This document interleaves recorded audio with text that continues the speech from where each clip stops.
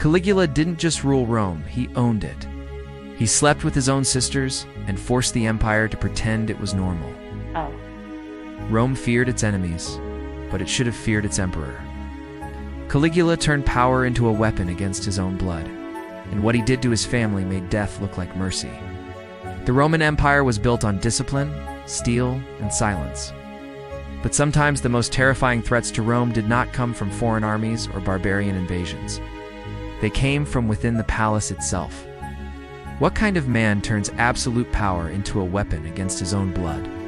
What kind of emperor makes death seem merciful compared to what he allows to happen while his victims are still breathing? To understand the horror of Caligula, you must first understand the world that obeyed him. Rome was not a place of mercy, it was a machine. Every morning, Roman soldiers woke before dawn. They ate coarse bread, drank watered wine, and prepared for drills that broke the body and reshaped the mind. Discipline was absolute, fear was constant, punishment was public. A single mistake could mean flogging, demotion, or death. Soldiers were not trained to think, they were trained to obey. And that obedience did not stop on the battlefield. It followed them into the streets, the temples, and the emperor's shadow. Rome controlled men not only with swords, but with belief. The emperor was not just a ruler, he was a living symbol of order. To question him was to question the gods themselves. That belief would become a prison when Caligula took power. At first, Rome celebrated him. He smiled in public. He spoke softly. He promised peace. The people called him Little Boots, a childhood nickname that felt harmless, almost affectionate. But behind the marble walls of the imperial palace, something far darker was taking shape. Caligula understood something terrifying about power. Fear works better than love, and confusion works better than fear. Roman soldiers lived under a strict hierarchy, but even they were unprepared for the psychological chaos Caligula unleashed. Orders changed without warning. Loyalty was tested without explanation.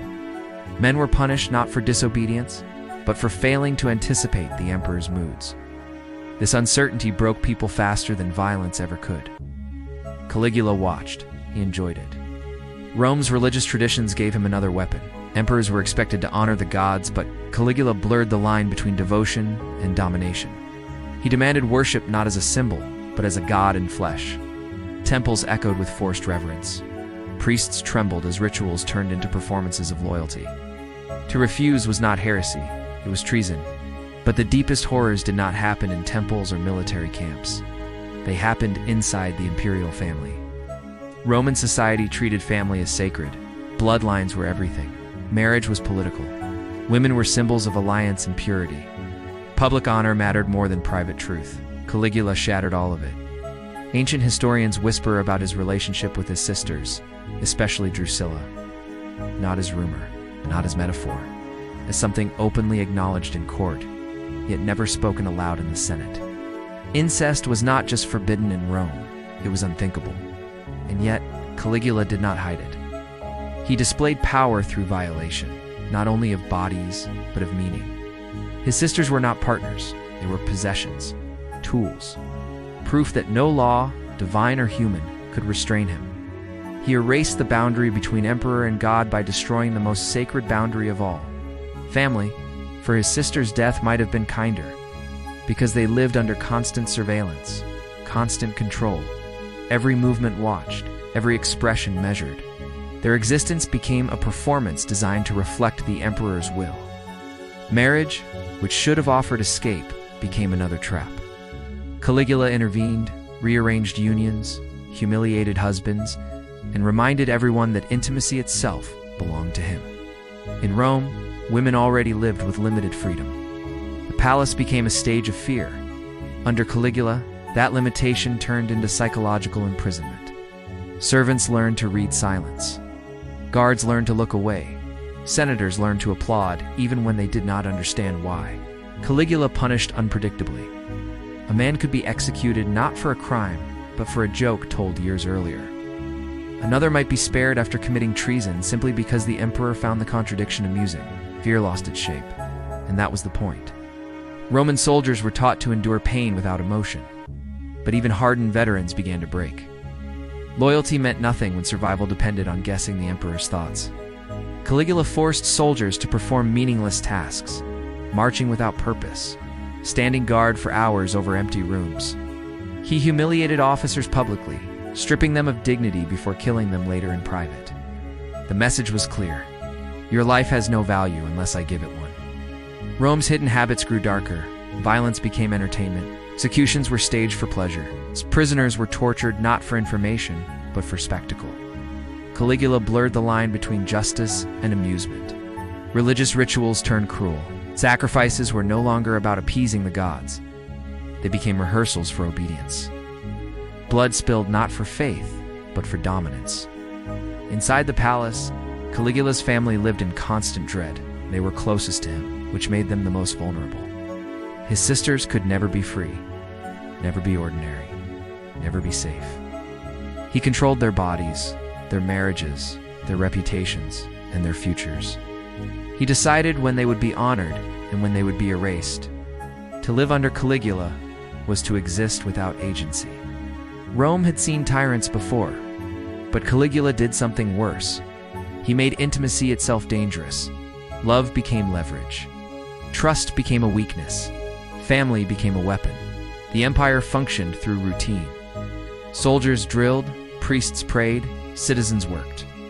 But beneath the surface, fear spread like rot. People stopped speaking freely, not because they feared punishment, but because they feared misunderstanding. A wrong word, misplaced glance, a laugh at the wrong moment. Caligula's cruelty was psychological. He wanted people to doubt reality. He declared himself divine, then punished those who believed him too sincerely. He demanded loyalty, then destroyed those who gave it openly.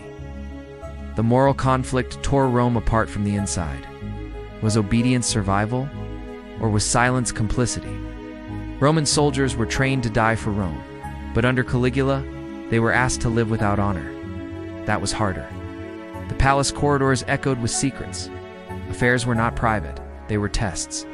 Caligula encouraged forbidden relationships, then punished them once emotional dependence was established. He enjoyed watching hope form, enjoyed destroying it more. His family was never allowed to forget who owned their fate. He elevated them publicly, then humiliated them privately. Their existence depended on his mood.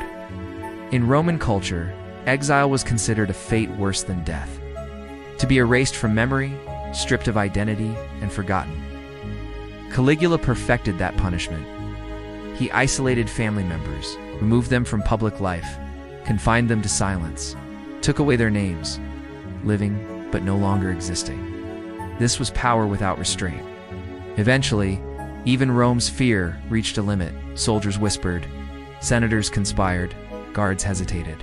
Caligula had broken too many rules, not moral rules, Roman rules. He destabilized the system that controlled the empire. Fear, when uncontrolled, turns inward. And so in a quiet corridor, the emperor fell. But his death did not cleanse Rome. The damage lingered. The lesson remained. Absolute power does not only kill bodies, it destroys meaning. It turns love into threat, family into currency, faith into theater. What Caligula did to his own blood was worse than death because death ends suffering.